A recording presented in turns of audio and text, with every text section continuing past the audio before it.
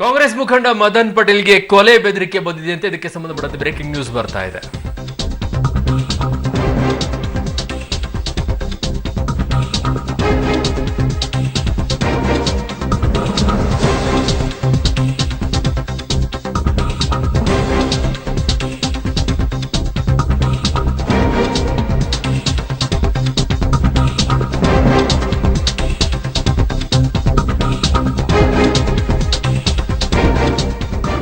ಕಾಂಗ್ರೆಸ್ ಮುಖಂಡ ಮದನ್ ಪಟೇಲ್ಗೆ ಕೊಲೆ ಬೆದರಿಕೆ ಮಾಡಲಾಗಿದೆಯಂತೆ. ಸಿವಿನ್ ರಾಮನ್ ನಗರದ ಕಾಂಗ್ರೆಸ್ ಮುಖಂಡನೇ ರಮೇಶ್ ಅವರು ಕೊಲೆ ಬೆದರಿಕೆ ಹಾಕಿದ್ದಾರೆ ಅನ್ನೋ ಆರೋಪ. ಈಗ ನಿನ್ನೆ ರಾತ್ರಿ ಕರೆ ಮಾಡಿ ಜೀವ ಬೆದರಿಕೆ ಹಾಕಿದ್ದಾಗಿ ಈಗ ದೂರನ್ನ ಕೂಡ ದಾಖಲಿಸಿದ್ದಾರೆ. ಪೊಲೀಸ್ ಆಯುಕ್ತರು ಮತ್ತು ಕೆಪಿಸಿಸಿ ಅಧ್ಯಕ್ಷರಿಗೆ ಮದನ್ ಪಟೇಲ್ ದೂರನ್ನ ಕೊಟ್ಟಿದ್ದಾರೆ. ಎಲೆಕ್ಷನ್ ವೇಳೆ ಸಿವಿ ರಾಮನ್ ನಗರದಲ್ಲಿ ಓಡಾಡಬೇಡ ಅಂತ ಬೆದರಿಕೆಯನ್ನು ಹಾಕಿದ್ದಾರೆ.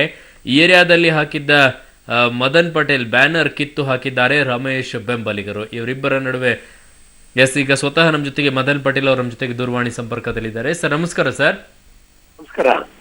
ಕೊಲೆ ಬೆದರಿಕೆ ಹಾಕಿದ್ರ ಯಾರು ಸರ್? ಪಿ ರಮೇಶ್ ಅವರು. ಅಂದ್ರೆ ಕಳೆದ ಬಾರಿ ಸಿ ವಿ ರಾಮನ್ ನಗರದಿಂದ ಚುನಾವಣೆಗೆ ಸ್ಪರ್ಧಿಸಿದ್ದವರು. ಹೌದು ಹೌದು. ಏನು ವಿಷಯ ಸರ್? ನಾನು ಅಲ್ಲಿ ಒಬ್ಬ ಆಕಾಂಕ್ಷಿ ಅನ್ನೋದು ಅವರ ಒಂದು ಇದು. ಹಾಗಾಗಿ ಅವರು ಅದರಿಂದ ಹತಾಶರಾಗಿ ನಿನ್ನೆ ಅಲ್ಲೆಲ್ಲ ನಮ್ಮ ಬ್ಯಾನರ್ಸ್ ಎಲ್ಲ ಹಾಕಿದ್ರು. ನಮ್ಮ ಅಭಿಮಾನಿಗಳು ಅದನ್ನೆಲ್ಲ ಕಿತ್ ಹಾಕಿ ರಾತ್ರಿ ನನಗೆ ಧಮಕಿ ಹಾಕಿದ್ದಾರೆ. ಅಲ್ಲ, ಸ್ವತಃ ಪಿ ರಮೇಶ್ ಅವರೇ ಕರೆ ಮಾಡ್ಬಿಟ್ಟು. ಹೌದೌದು, ಅವ್ರ ಮೊಬೈಲ್ ಇಂದಾನೆ ಬಂದಿರೋದು, ಜೊತೆಗೆ ಅವರ ಮನೆ ನಂಬರ್ ಇಂದಾನೆ ಬಂದಿರೋದು. ಅವೆರಡನ್ನೂ ಕಾಲ್ ಲಾಗ್ ಸಹ ನಾನು ಇದನ್ ಮಾಡಿದ್ದೀನಿ, ಏನು ಸ್ಕ್ರೀನ್ ಶಾಟ್ ತೆಗೆದು ಕೊಟ್ಟಿದ್ದೀನಿ. ಆಡಿಯೋ ರೆಕಾರ್ಡ್ ಇದೆಯಾ ಸರ್? ಆಡಿಯೋ ಕಳಿಸಿದ್ದೀನಲ್ಲ. ಆಡಿಯೋ ರೆಕಾರ್ಡ್ ಇದೆ? ಇದೆ ಇದೆ. ಓಕೆ, ಏನಂತ ಹೇಳ್ತಾರೆ ಆಡಿಯೋದಲ್ಲಿ ಅವರು? ಆಡಿಯೋದಲ್ಲಿ ನನಗೆ 2 ವರ್ಷ ಆಗಿದೆ, ಆಗ್ಲೇ ಆಲ್ರೆಡಿ ನನ್ MLA ಸೀಟ್ ಇಲ್ಲ ಅನೌನ್ಸ್ ಆಗಿದೆ. ನೀವ್ಯಾರು ಬರೋಕ್ಕಿಲ್ಲ, ನೀವು ಬರಬಾರ್ದು, ಇಲ್ಲಿ ನಾನೊಬ್ನೇ, ನಾನು MLA ರಮೇಶ್ ಅಂತ ಹೇಳ್ಕೊಳ್ತಾರೆ. ಆಮೇಲೆ ಯಾರನ್ನು ಭೇಟಿ ಮಾಡಬಾರ್ದಂತೆ, ನಾವು ಆ ಏರಿಯಾದಲ್ಲಿ ಓಡಾಡಬಾರ್ದಂತೆ. ನಾನು ಹೇಳಿದೆ, ನೋಡಪ್ಪ, ನಾವು ಎಲ್ಲ ಒಂದ್ ಪಕ್ಷದಲ್ಲಿ, ಇವತ್ತು ನಮ್ಮ ಪಕ್ಷ ಒಳ್ಳೆ ಕೆಲಸ ಮಾಡಿದೆ. ನಮ್ಮ ನಾಯಕರಾದಂತ ಜನಪ್ರಿಯ ಮುಖ್ಯಮಂತ್ರಿಗಳಾದಂತ ಸಿದ್ದರಾಮಯ್ಯನವರು ಕಳೆದ 4 ವರ್ಷ 4 ತಿಂಗಳಲ್ಲಿ ಅತ್ಯುತ್ತಮ ಆಡಳಿತ ನೀಡಿದ್ದಾರೆ. ಮುಂದೆ ನಾವೇ ಬರ್ತಿದ್ದೀವಿ. ಮತ್ತೆ ನಾವು ಅಭಿವ್ಯಕ್ತಿ ಸ್ವಾತಂತ್ರ್ಯಕ್ಕೆ ಧಕ್ಕೆ ಆಗಿದೆ ಅಂತ ಇವತ್ತು ದೇಶಾದ್ಯಂತ ನಾವೇ ಹೋರಾಟ ಮಾಡ್ತಿರುವಾಗ ನೀವು ನನ್ನ ಅಭಿವ್ಯಕ್ತಿ ಸ್ವಾತಂತ್ರ್ಯವನ್ನ ಕಸ್ಕೊಳ್ಳುವಂತ ಪ್ರಯತ್ನ ಮಾಡ್ತಿದ್ದೀರಿ. ಇದು ಸರಿ ಅಲ್ಲ. ನಮ್ಮ ನಾಯಕರ ಗಮನಕ್ಕೆ ತರ್ತೀನಿ. ಪಕ್ಷದಲ್ಲಿ ಅವರ ಮೇಲೆ ಶಿಸ್ತು ಕ್ರಮ ಕೈಗೊಳ್ಳಿ. ಮತ್ತು ಅವರು ತುಂಬಾ ಖತರ್ನಾಕ್ ರೌಡಿಗಳನ್ನೆಲ್ಲ ಇಟ್ಕೊಂಡಿರೋದ್ರಿಂದ ನನಗೆ ಜೀವ ಬೆದರಿಕೆ ಇರೋದ್ರಿಂದ ನಾನು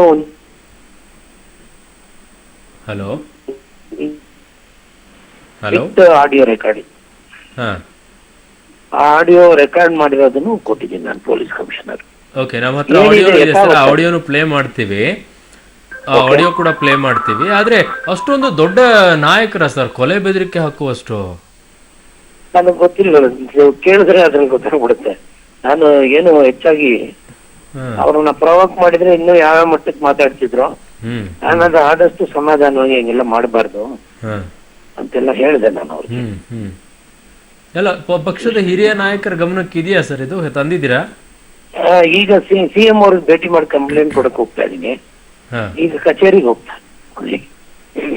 ಸರಿ, ಓಕೆ ಮದನ್ ಪಟೇಲ್ ಸರ್, ನೋಡೋಣ. ನೀವು ಕೊಟ್ಟಿರುವಂತ ಆಡಿಯೋ ಕೂಡ ಅದನ್ನ ಪ್ರಸಾರ ಮಾಡ್ತೀವಿ ಮುಂದಿನ ಸುದ್ದಿಗಳಲ್ಲಿ. ಧನ್ಯವಾದಗಳು ಸರ್. ಇನ್ನು ಮದನ್ ಪಟೇಲ್ ಅವ್ರು ಏನ್ ಹೇಳಿದ್ದಾರೆ, ಏನ್ ಮಾತಾಡಿದ್ದಾರೆ ನೋಡಿ. ನಾನು ಒಬ್ಬ ಆಕಾಂಕ್ಷಿ, ಅದ್ರಲ್ಲಿ ಏನು ಇದಿಲ್ಲ. ಈಗ ನಿಮ್ಗೆ ಎಲ್ಲ ದೊಡ್ಡ ದೊಡ್ಡ ರಾಷ್ಟ್ರೀಯ ಒಬ್ಬ ಆಕಾಂಕ್ಷಿನ? ಬ್ರದರ್. ಹೌದಾ? Thank you. ಹಂಗಾರೆ ನಾಳೆಯಿಂದ ಬಂದು ನೀನದ್ ಮಾಡ. ಹಿಂಗಲ್ಲ ಬ್ರದರ್, ನಮ್ದಲ್ವಾ ಪಾರ್ಟಿ, ಎಲ್ಲಾರು ಸೇರ್ ಮಾಡೋಣ. ಪಾರ್ಟಿ ಯಾರು ಕೊಡ್ತೀರಿ? ನಿಂಗೆ ಕೊಟ್ರೆ ಮಿಕ್ಕವಾದ್ರೆ ಅದೇನ್ ಕೊಟ್ಬಿಡ್ತಾರ ಪಾರ್ಟಿ. ನಿನಗೆ ಕೊಟ್ಬಿಟ್ರೆ ಗೆದ್ದು ಬಿಡ್ತೀವಿ ಬಂದಲ್ಲಿ. ಎಲ್ಲ ಪರವಾಗವ್ರೆ ಅಂತನ? ನನಗೆ ಯಾರು ಇಲ್ಲ, ನೀನಿದ್ದಿಲ್ಲ. ನಾನ್ಯಾಕ ಅದೇನು ಅಡಿಗೆ ಮಾಡ್ಬಿಟ್ಟು ಇನ್ನೊಬ್ರಿಗೆ ಬಡ್ಸಕ್ ಕೊಡೋಣ? ಆಯ್ತು, ಏನ್ ತಿಳ್ಕೊಂಡಿದ್ಯಾ ನೀನು? ಏನ್ ಮಾತಾಡೋದು? ಸುಮ್ನೆ ಕ್ಷೇತ್ರದಲ್ಲಿ ಫ್ರೆಂಡ್ ಆಗಿದ್ಯಾ, ಫ್ರೆಂಡ್ ಆಗಿರು ಗುರು. ಆಮೇಲೆ ಸುಮ್ನೆ ತೊಂದ್ರೆ ಆಗತ್ತು. ಸರ್ ಹಂಗೆಲ್ಲ ನೀವು ಮದನ್ ಪಟೇಲ್ ಹತ್ರ ಮಾತಾಡ್ತಾ ಇದ್ದೀರಿ. ಮದನ್ ಪಟೇಲ್ಗೆ ಹೇಳ್ತಾ ಇರೋದು. ಯಾವ ಪಟೇಲ್ ಇದ್ರೇನು ಯಾವನಿದ್ರೆ ನನಗೆ ಇಲ್ಲ, ಅದು ಗೊತ್ತಾಯ್ತು. ಯಾವ ಮದನ್ ಪಟೇಲ್ ಅಂದ್ರೆ ರಾಜಕಾರಣಿ ಹಿಂಗೆಲ್ಲ ಮಾತಾಡ್ಬಾರ್ದು. ರಾಜಕಾರಣಿ ಎಲ್ಲ. ಇಲ್ಲಿ ಯಾರಪ್ಪನ ಕೋಟ್ಗಟ್ಲೆ ಸುರಿದು ಪಾರ್ಟಿ ಕಟ್ಟಿದೀವಿ. ನೀನ್ ಬಂದು ಯಾವನೋ ಬಂದು ಅಳ್ಳಾಡಿಸ್ಬಿಟ್ರೆ ಬಿಟ್ಬಿಡ್ತಾರ?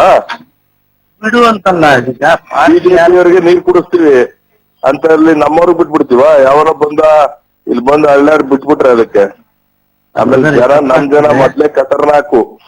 ಬರಕ್ಕಿಂತ ಮರ ದೊಡ್ಡಿರ್ತದೆ, ಅದೆಲ್ಲ ಮಾತಾಡ್ಬಾರ್ದು. ಏನ ಇರ್ಲಿ, ಅಯ್ಯ ಬಂದ್ ಅಲ್ಲಿ ಓಡಾಡಪ್ಪ, ಹೋಗಿ ಜನಗಳ ಹತ್ರ ಹೋಗು. ಎಲ್ಲಾ ಕಡೆ ಯಾರ್ಯಾರ ಹತ್ರ ಹೋಗ್ತಿದೆ ಎಲ್ಲ ಬಂದು ಹೇಳ್ತಾವ್ರೆ. ಈಗ ಮತ್ ಹೋಗು, ನೋಡು ಜನ ಏನು ಅಂತ. ಅದೆಲ್ಲ ಪ್ರಶ್ನೆ ಇದೆ. ನೀವು ಟಿಕೆಟ್ ಕೊಟ್ರೆ ನಾನು ಸಹಾಯ ಮಾಡ್ತೀನಿ, ಅದಕ್ಕೆ ಗೊತ್ತಾಗ್ತಾ. ನಿಮ್ಗೆ ಟಿಕೆಟ್ ಕೊಟ್ರೆ ನಾವು ಸಹಾಯ ನನಗೆ ಕೊಡೋದಕ್ಕೆ ಅನೌನ್ಸ್ ಮಾಡಿ 2 ವರ್ಷ ಆಯ್ತಲ್ಲ, ಇನ್ನೇನ್ ಅನ್ಬೇಕು ನಿನಗೆ? ನಾನೇ ಕ್ಯಾಂಡಿಡೇಟ್ ಅಂತ ಊರ್ ತುಂಬಾ ಫ್ಲೆಕ್ಸ್ ಹಾಕ್ತಾರೆ, ಊರ್ ತುಂಬಾ ಜನ ಕಳಿಸ್ತಾರೆ. MLA ಕ್ಯಾಂಡಿಡೇಟ್ ಅಂತ ಯಾವನಾದ್ರೂ ಹಾಕವನ? ಇಲ್ಲಿವರೆಗೂ ನಾನು ಒಂದೇ ಕ್ಷೇತ್ರದಲ್ಲಿ ಹಾಕಿರೋದು. ನಾನೇ ಕ್ಯಾಂಡಿಡೇಟ್ ಅಂದ್ಬಿಟ್ಟು ಓಪನ್ ಆಗಿ ಅನೌನ್ಸ್ ಮಾಡ್ತಾರೆ, ನಮ್ ಜನನು ಅನೌನ್ಸ್ ಮಾಡ್ತಾರೆ. ಕಾರಣ ಇಷ್ಟೇ, ರಮೇಶ್ ಅಣ್ಣ ಬಿಟ್ರೆ ಸಾಧ್ಯವೇ ಇಲ್ಲ ಯಾರನ್ನು.